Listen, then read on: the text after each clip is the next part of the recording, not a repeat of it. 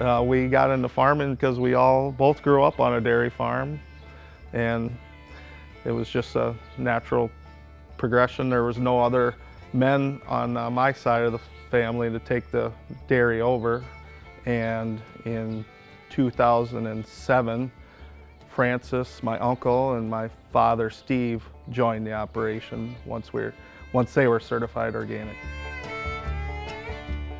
Well, in 1999, I was pregnant with our first child, and I couldn't drink the well water at our farm because it was contaminated. So we decided we wanted a better way of life for ourselves, I guess, and be able to drink our water and not pollute our environment. We started transition in 2000, and we got certified in 2003. Okay.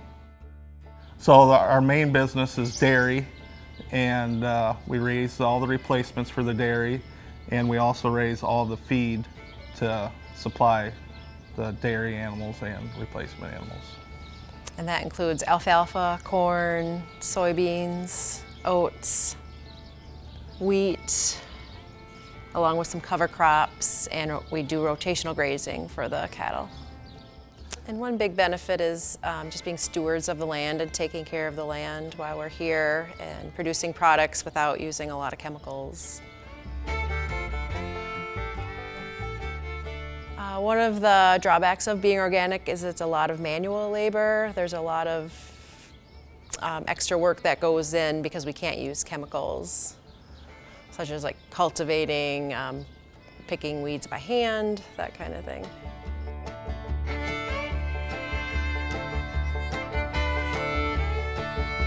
So in 2013, we installed 4 Lele astronaut robots, and it's really benefited us to have more time away from the farm, to get to our kids' sports activities and school activities, and just allows you to do more of the field work and not have to stop in the middle of the day.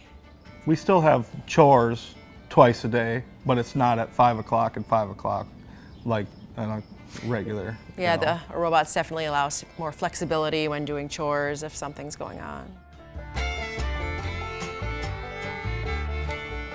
With putting in the robots, we became a 24/7 farm. Our phone is on our side all the time. And yes, we have a lot of flexibility, but we also have to be here if something happens, and it runs 24 hours a day.